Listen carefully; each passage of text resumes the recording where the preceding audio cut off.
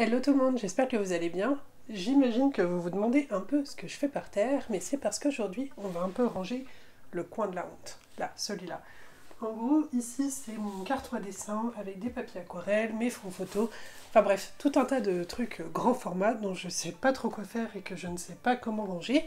Et du coup, aujourd'hui, on va créer une solution en faisant un peu de couture. J'ai décidé de faire une grande housse qui soit suffisamment grande pour pouvoir ranger mes fonds photos et tout ça en couture en utilisant des tissus que j'ai déjà chez moi. Allez, je vous retrouve sur la table pour que je vous montre un petit peu comment est-ce que je vois tout ça. Je vous explique le principe. Je voudrais utiliser uniquement des matériaux que j'ai chez moi, donc des tissus que j'ai chez moi. Sauf qu'au niveau métrage, c'est pas parfait et donc du coup, il va falloir que je fasse un petit peu de Tetris. J'ai mesuré tout ça et voilà ce que j'en ai retenu. Donc, mon tissu A, qui est le tissu que je veux mettre à l'extérieur, mesure 1 mètre de hauteur par 2,90 m de lèse. C'est important parce que le motif a un sens et donc il faudra que toutes mes pièces soient bien dans le même sens.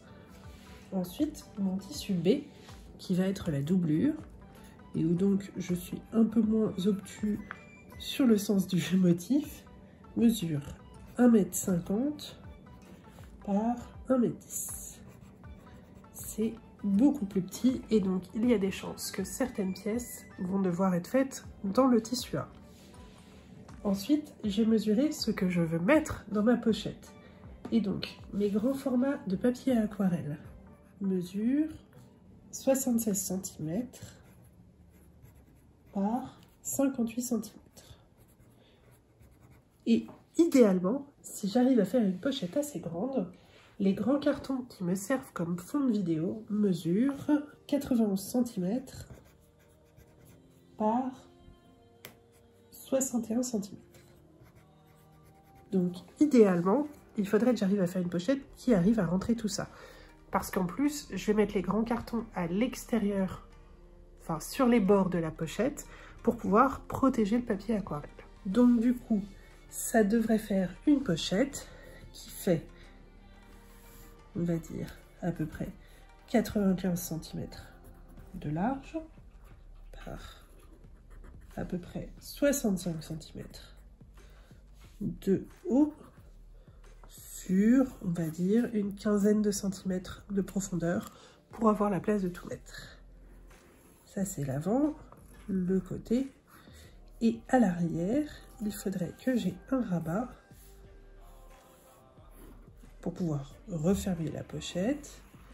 Et donc, le rabat, faut qu'il déborde des 15 cm et qu'il descende un peu. Donc, 30 cm environ. Voilà. Donc ça, c'est le principe de base. Pour la fermer, ensuite, la pochette que j'ai déjà, qui est un petit peu trop petite, ferme avec une fermeture éclair. Sauf que acheter une fermeture éclair qui fait 95 cm de long, c'est super cher et c'est un projet que j'ai envie de faire uniquement en récup. Par contre, j'ai des boutons. Donc si vraiment j'ai envie de fermer cette pochette, ce qui n'est pas dit, si ça se trouve, juste le rabat me suffira, je pourrais toujours rajouter 3 boutons ici et 3 boutonnières ici. Et s'il me reste du tissu, un point facultatif, ce sera de potentiellement rajouter 2 sangles, une devant et une derrière, pour pouvoir porter plus facilement la pochette. Mais ça, ce sera vraiment s'il me reste du tissu, parce que je n'ai pas de sangles. Ou alors, peut-être que si un jour j'ai besoin de la déplacer, j'irai acheter des sangles. On verra. Mais ça, les sangles, c'est pas prioritaire. Je vais vous passer rapidement le Tetris pour trouver la solution idéale pour faire tenir tous les morceaux dans mes tissus. Mais grosso modo, j'ai fait plusieurs tests jusqu'à réellement optimiser un maximum le tissu pour en gâcher le moins possible. L'objectif aussi, c'était de trouver une solution où sur les tissus extérieurs, tous les morceaux soient dans le même sens pour que le motif soit toujours dans le même sens. Par contre, sur la doublure, j'ai été beaucoup plus relax là-dessus. Donc du coup, j'ai pile poil la place, ça tiendra très juste. J'espère que j'ai bien mesuré mon tissu, mais ça devrait le faire. Et maintenant, je vais reproduire au dos de mon tissu le schéma que j'ai fait pour pouvoir découper. Alors, j'utilise beaucoup de matériel de géométrie, j'ai une grande règle, un T, etc. C'est des choses que j'utilise pour dessiner en perspective en fait. Je sais que c'est pas des outils de couture très traditionnels, mais chez moi ça marche plutôt bien. Et ensuite je découpe avec des ciseaux de couture bien sûr, des ciseaux uniquement dédiés au tissu, parce que si jamais vous coupez du papier avec des ciseaux à tissu, eh bien vous pouvez leur dire adieu. C'est d'ailleurs pour ça que mes ciseaux ont un joli nœud d'accroché, parce que comme ça les différencie des autres paires de ciseaux, et je suis sûre de ne pas me tromper. Autre précision, je fais mes tracés au dos de mon tissu avec un feutre Crayola à l'eau, du coup il est lavable facilement. Alors, je vais commencer par la doublure, histoire de me faire un petit peu la main. Et donc, ma doublure, elle est en plusieurs morceaux, étant donné que mon tissu n'était pas assez grand pour tout couper en un seul. Donc, du coup, on va devoir commencer par épingler quelques trucs. En plus, le fait que ma doublure y ait plus de couture que mon extérieur, étant donné que j'ai pas vraiment prévu de marge de couture, ça va faire que ma doublure va être un poil plus petite. Donc forcément, il y aura plus de marge de couture. Et donc comme ça, la doublure sera un poil plus petite que l'extérieur. Et donc ça se mettra mieux en place.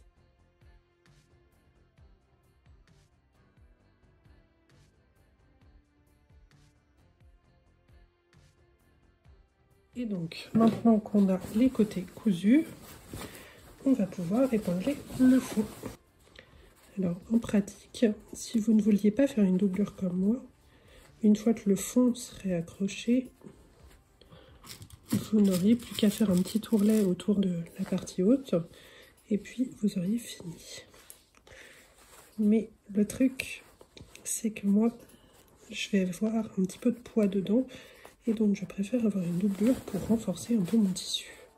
Parce que même si j'utilise du tissu d'ameublement, enfin en l'occurrence la doublure c'est du tissu Ikea, mais l'extérieur c'est un tissu d'ameublement un peu costaud que j'ai acheté chez Rennes à Paris.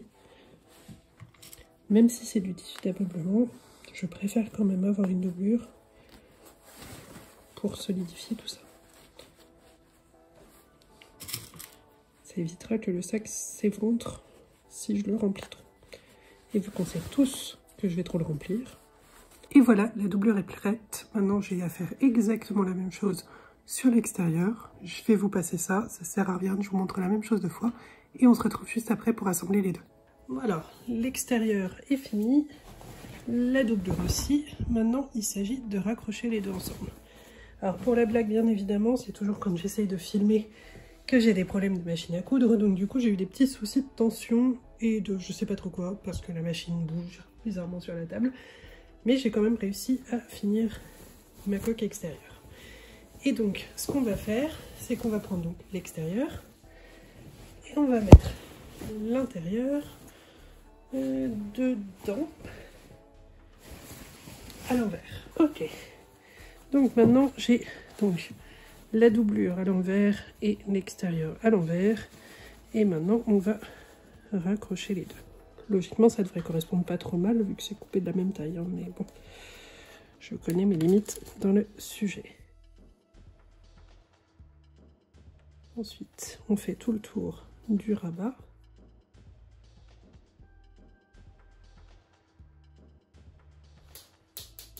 Je hais ce bruit.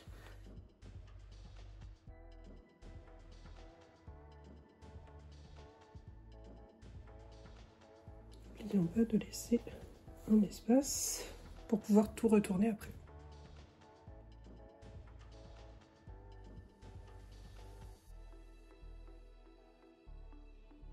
Et donc maintenant, avec le trou qu'on a laissé, on va tout mettre à l'extérieur, à l'intérieur. Enfin, on va passer tout le contenu du sac dans le trou, en fait, pour qu'on se retrouve avec les faces extérieures des tissus à l'extérieur. Logiquement, j'ai laissé un trou assez grand, mais c'est vrai que j'ai tendance à jamais le faire.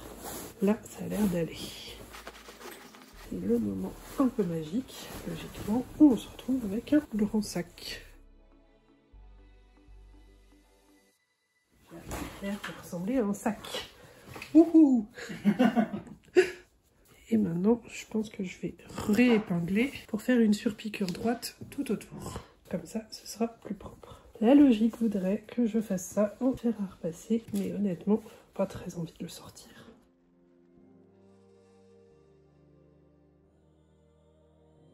J'ai envisagé à un moment de mettre du thermocollant ou du carton à l'intérieur.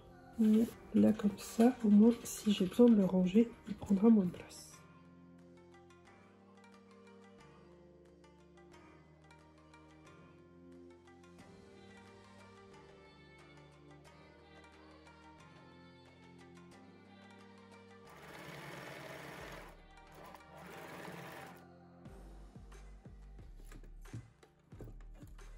Et voilà,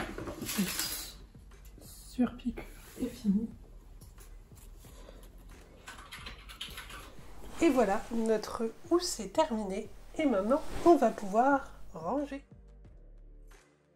Si je résume, je vais devoir ranger dedans des formats raisins, des papiers à aquarelle beaucoup plus grands et mes fonds photos. Les fonds photos vont me servir d'intercalaire et ça va me permettre de pouvoir séparer les aquarelles finies, les papiers aquarelles. Tous les formats raisins vont aller dans le carton à dessin qui est du bon format et les plus petits formats dans le petit carton à dessin. C'est pas léger par contre.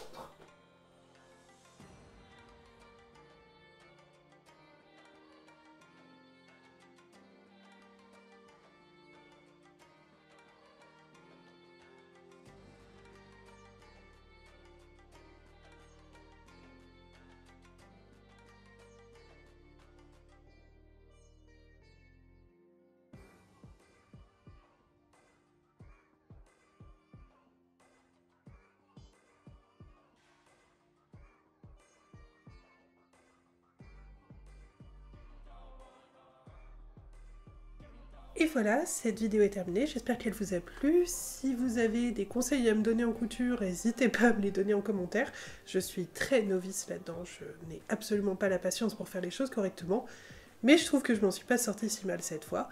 Si la vidéo vous a plu, vous pouvez aussi laisser un pouce vers le haut, ça me fait toujours très plaisir. Et si ce genre de vidéo vous plaît, vous pouvez vous abonner à la chaîne, je poste tous les vendredis à 18 h. Encore une fois, merci d'être arrivé jusqu'ici, la vidéo était un petit peu longue. Et moi je vous dis à très vite sur les réseaux sociaux et pour une prochaine vidéo. Salut!